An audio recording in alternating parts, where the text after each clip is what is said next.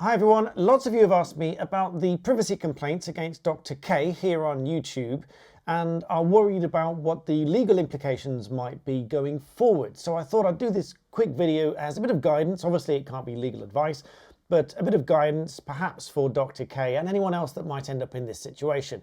So the privacy complaint has been ostensibly filed to YouTube by the people in the video in the original live stream. Now, YouTube has then given Dr. K a list of timeframes within which there's private information that they wish for him to obscure. But what happens is YouTube doesn't really specify what the information is, who it's from, or how specifically to remove that information from the video. It just suggests that it can be using the blurring tool, it could be in the title, it could be in the description, but in this case it's actually given timeframes within the video, which it doesn't always do. Very often you'll just get a complaint that says the entire video. I've had those before and not very many of them. So for example, if there were, let's say, the number plate of a vehicle and it's out in a public place and it's caught up in some wrongdoing, that is not likely to be any interest to YouTube whatsoever.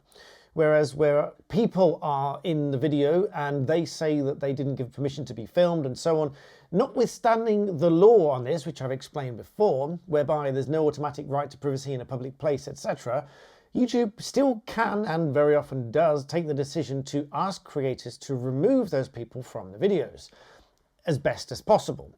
And so whilst it's not always possible to completely remove people, YouTube does expect people to, creators to take best efforts to obscure people from the video when it does decide to uphold a complaint. And so if there are sufficient complaints or one complaint is sufficiently serious, YouTube might ask a creator, such as this situation with Dr. K, to blur out people within the video. Now, Dr. K's video, because I watched the bit of it where he's talking about this request from YouTube, does rightly say that even by blurring out the faces within the video, the voice might still be audible. Now, there's two things that people were worried about here. First of all, whether there's an impact on the YouTube channel itself, and secondly, whether there's any implications legally going forward, neither of which are entirely straightforward answers. Dealing with the first, with the YouTube situation, YouTube can, and sometimes does, issue a strike for breaching community guidelines against the channel if the creator of the video is found to be breaching those guidelines, which does incorporate a privacy policy. Now, it really depends on the extent to which a video is intruding on someone's privacy. So in this situation, my take on it would be that there isn't a huge invasion of privacy because this is in a public place, it's a public interaction, but nonetheless, it appears that YouTube has taken the position to uphold a privacy complaint and just avoid being drawn into any legal dispute by asking the creator, Dr. K, to obscure this within the video. Now, it's not automatic that a creator and a channel gets a strike for breaching community guidelines. Rather, it's a discretionary thing by YouTube from what I've seen, both when I've had such a request in the past, which I comply with. I've only had, I think, 2 ever out of the thousands of videos that I've done. And I've known other channels get similar requests and they've been relatively straightforward to deal with and they've not had any strikes either. I think the strikes will only apply if a creator is defiant of YouTube's request to obscure people from the video entirely and doesn't comply at all, whereas I believe, now this is not a guarantee obviously, but I believe that if there are best efforts made to obscure people from the video, YouTube may then come back and say, well, that will do or that will not do. And they might say, after a review, we find that there is still something within the video that we'd like to be removed. If that's the case, then there's a separate tool within YouTube to cut out sections of a video. And so if there is a section of a video that someone doesn't want in there, they can then have that cut out. So the remainder of the video will be live, but without those portions that have had a complaint made against them. So all in all, there is a way to deal with these YouTube privacy issues, but that is not the same as having a court case, for example, for breach of privacy.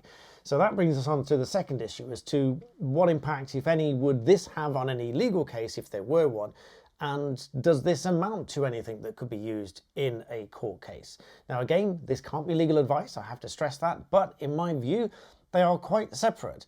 So YouTube, being obviously owned by Google, which the company behind it is obviously Alphabet, can decide, because it's a private platform, they can decide what their rules are, they can decide what their terms of service are, and all users on the platform, particularly creators on the platform, must comply with those rules, and therefore if they don't comply with those rules, their account can ultimately be terminated. Those are their rules, and that is that. There's not really any legal recourse against that. But that's quite different from a legal court case, because these are just private rules for a private platform. It doesn't necessarily mean that is the law and that any law has been broken. It just means that a complaint has been made and YouTube takes the decision to do something about it, to keep the status quo, and probably, if I'm being completely honest, to keep YouTube, i.e. Alphabet, the company behind Google YouTube, out of any legal battle so they're not drawn into it. And there's also some other underlying laws to say that they do need to try to resolve these matters before they get out of hand. Not that they can be held entirely liable unless, of course, there's anything breaking the law within that video, which obviously in this case there isn't. It's just a bit of a dispute between parties, and there's arguments over the privacy of the parties involved. So moving on to a legal case and what would likely be affected by this. Now, I don't really think that much will happen or be affected in terms of a legal case from this privacy complaint to YouTube. It is entirely separate. It would just be a matter of fact that a complaint was raised, and then either something was or was not done in response to that complaint on the YouTube platform. It may and probably would be used if there were a court case. Not that I think there will be a court case, but if there were a court case, it can and probably would be used by either party to argue one way or another. But I don't think that will have any bearing on any outcome of any prospective legal case at all. And I still don't think there will be a legal case. I don't think there is a legal case, if I'm being completely honest, because this was a public place. I don't believe that in those circumstances there was an expectation of privacy, given the way that they were interacting beforehand. They quite likely knew that they were on film, and in any event it was a public place, and so it's not an invasion, an intrusion on their privacy. They're not sort of tucked away in the nook in a coffee shop somewhere, and they've gone in and found them and filmed them. So I don't think that's an issue either. So ultimately, if there were to be a court case, this might be mentioned in passing, but that's probably about it. So just because there is a complaint here, and just because YouTube has decided to request the blurring of faces from within that video, I don't think that's going to have any significant impact on any legal case. But of course, any parties involved should be seeking formal legal advice to go through it in full, and obviously provide that as formal legal advice. This can only be taken as guidance, because this is a one-to-many video platform.